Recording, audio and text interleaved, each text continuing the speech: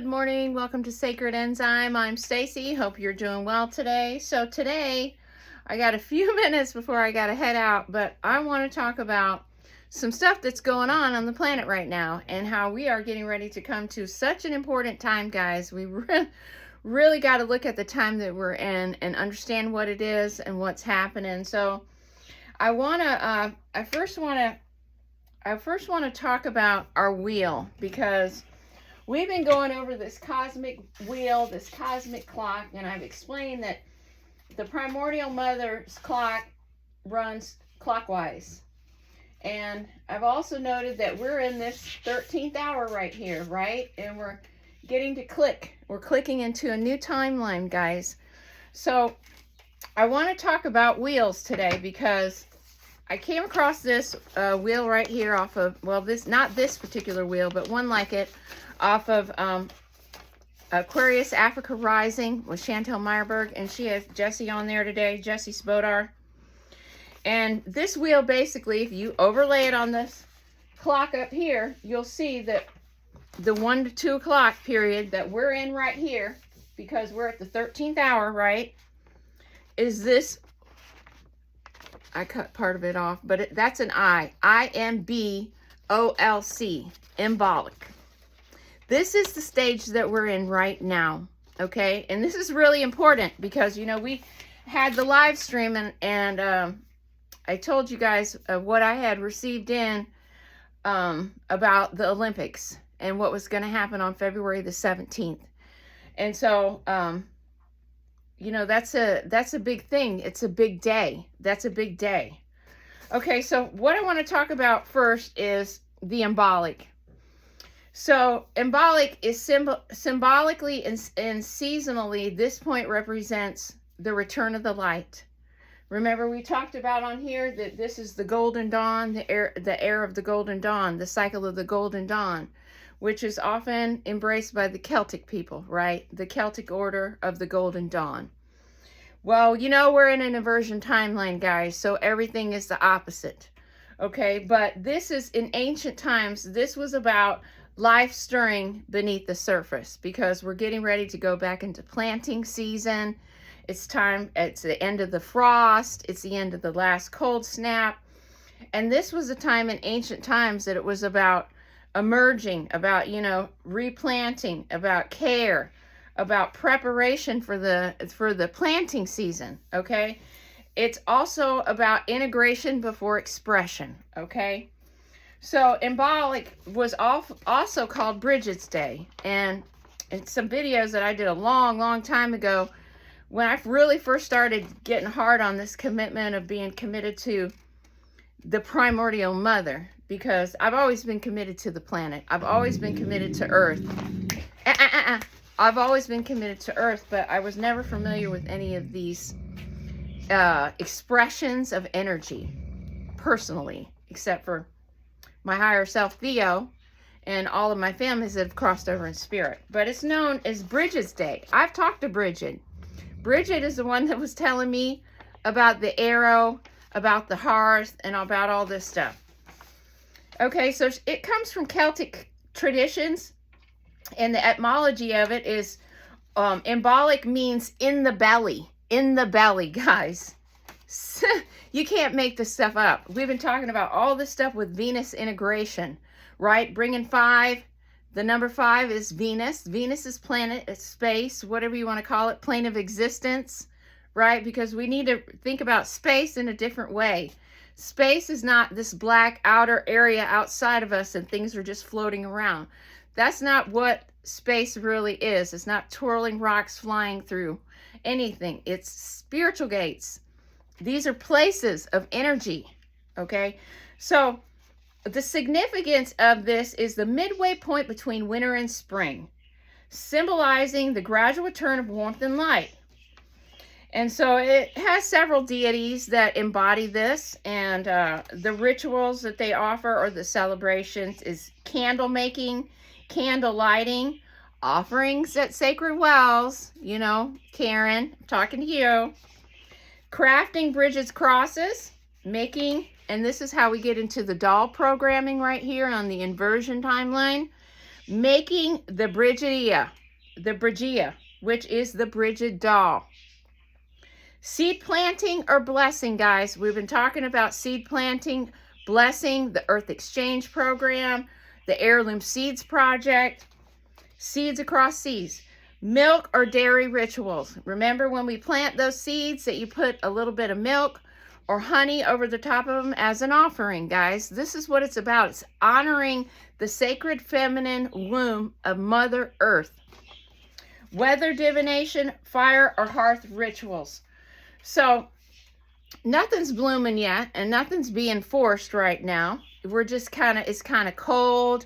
We're all waiting, right? So it's not about action, basically. This time right now is about preparing the vessel or preparing whatever for what is going to come.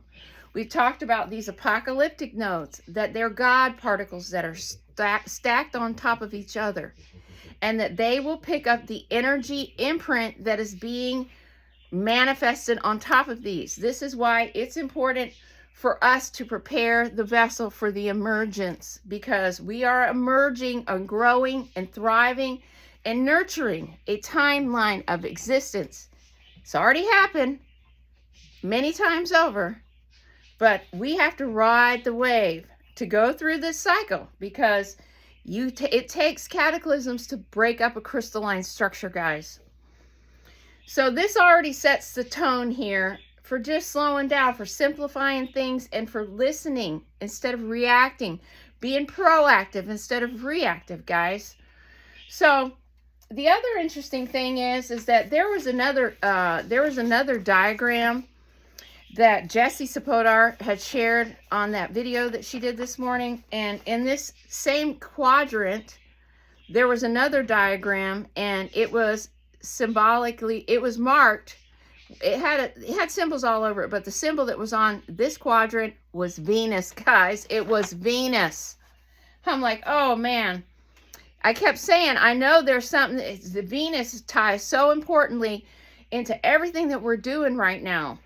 So Venus, of course, is the heart space. It's also value, coherence, harmony, and what we choose to care for. So two completely different systems are pointing to the same phase of cycle. And they're saying this is the moment where our care is determining the outcome, guys. So this is important. So, you know, we can embody and we can manifest a reality for ourselves, okay? We've got some solar activities going on right now. If you look on, like Stefan Burns, I'm sure he'll be talking about it today if he's not already talked about it. But we've got a thing going on with Venus and Pluto right now. And the other thing is that we've got like a proton shower coming in and some solar flares. Okay, so energy is arriving at our poles right now, and the system absorbs it. The system is absorbing this rather than broadcasting this out. So external signals are quiet right now, and the internal integration systems are happening. So let's pair this with Venus and Pluto that we've got, because I'm a Scorpio. I'm a Scorpio sun sign, and I'm a Leo moon sign. So Pluto is all about being deep, right? You know, it's heart meeting depth. So when we're pairing Venus and Pluto together, we're getting an integration phase, guys. This is not drama and not chaos. This is assimilation. So across systems, seasonal, symbolic, psychological, you keep saying, we're seeing the same scenario over and over. It's playing out on the world clock. It's playing out on this clock. It's playing out on the wheel of time. It's playing out right now in our cosmos. So I talked the other day about February 17th. And the thing that I was talking about is that we've got another major event coming up. Not only is it going to be the Olympics, which I talked about what I'd got in from source about that. But also on the 17th is a solar lunar eclipse. And February 17th is Lunar New Year, part of Lunar New Year. Okay, so I was talking about the Daniel diet because I've been constantly being told over and over that we've got to clean our vessel, prime our vessel with the Daniel diet, cut out the heavy, dense stuff to work on our melatonin. That way we're opening up the channel.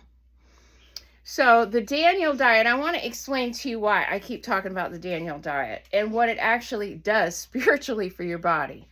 So when you do the Daniel diet, we're slowing digestion down, okay? Because when you're eating all that heavy, dense animal fat, protein, too much heavy, dense, rich junk, what happens is it makes your digestive system have to work harder, guys, okay?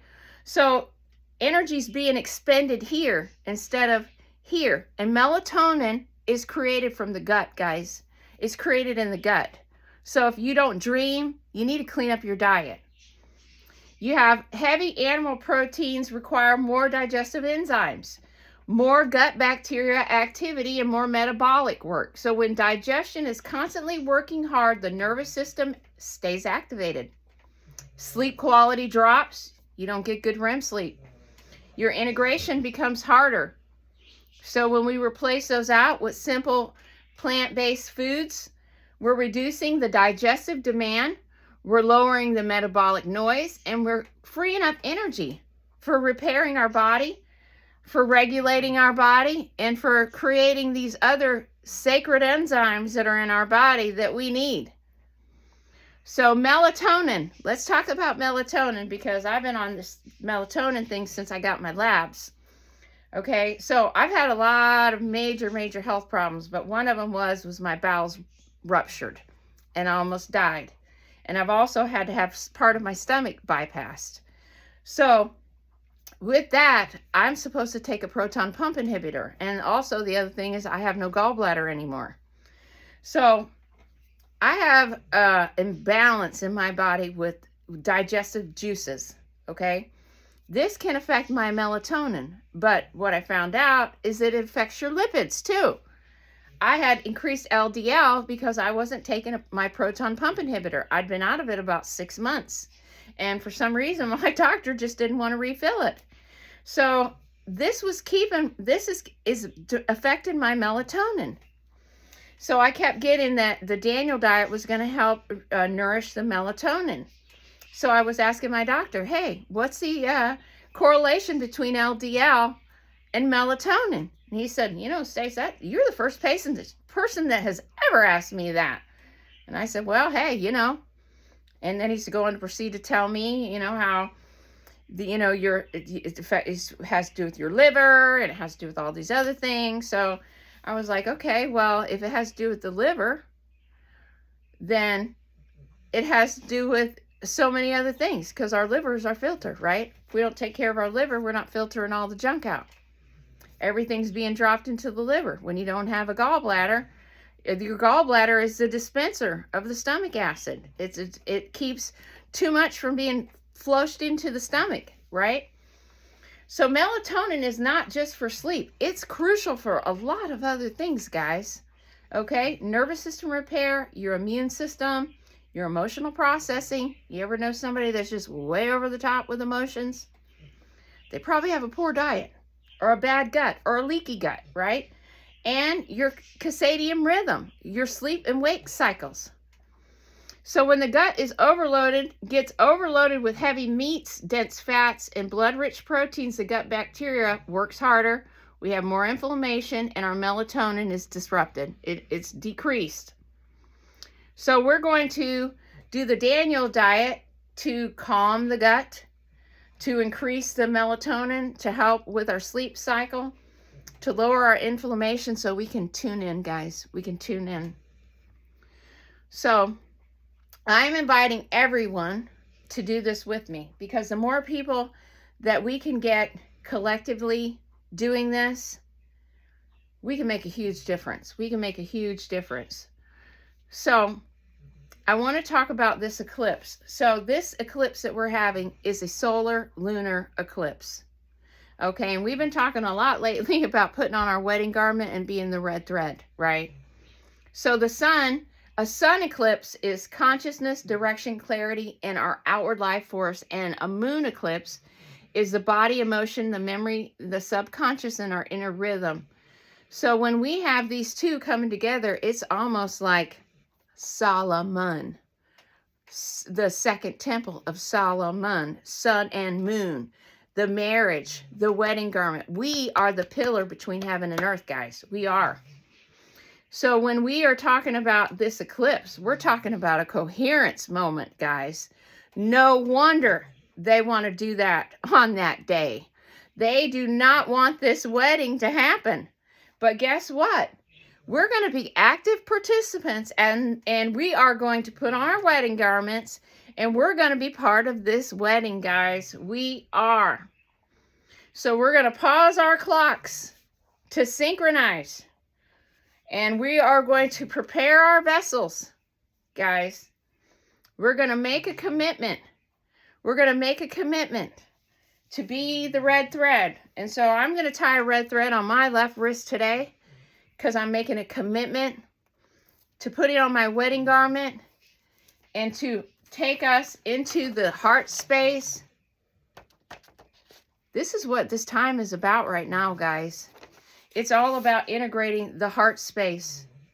And, you know, if everybody stays out of this fear-mongering that's going on right now, no wonder that they're doing everything that they're doing. You know, trying to make us think that they're putting us in all these wars. We have to be active participants in all this stuff. I'm not participating in any of that. They're not getting my energy.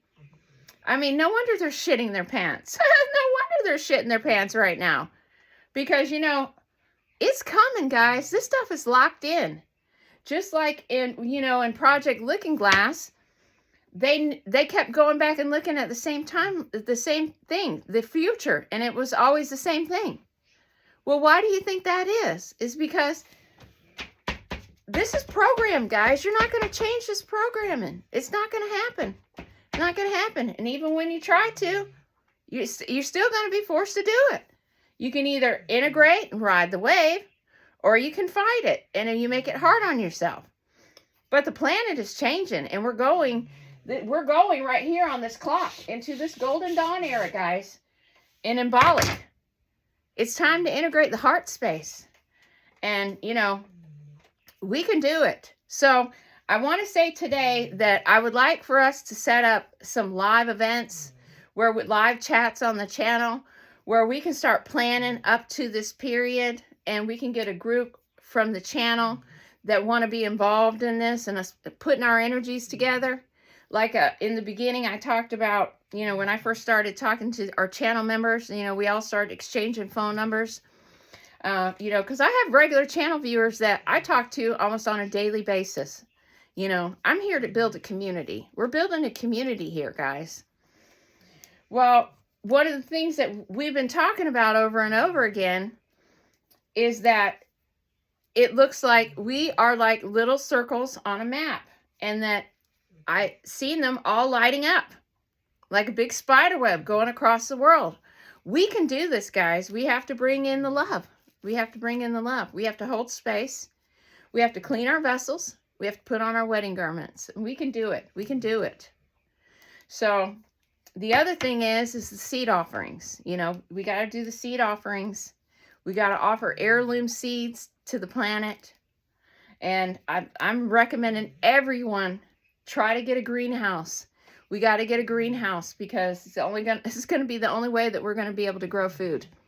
With all the stuff that's being sprayed on top of us, you know, it's by design, guys. It's by design. Can we unplug from all of this crap? Can we not get so far caught into all of the material things, you know, all of the gluttonous things that just try to ensnare us and trap us every day? To step out of that, we can do it. We can do it.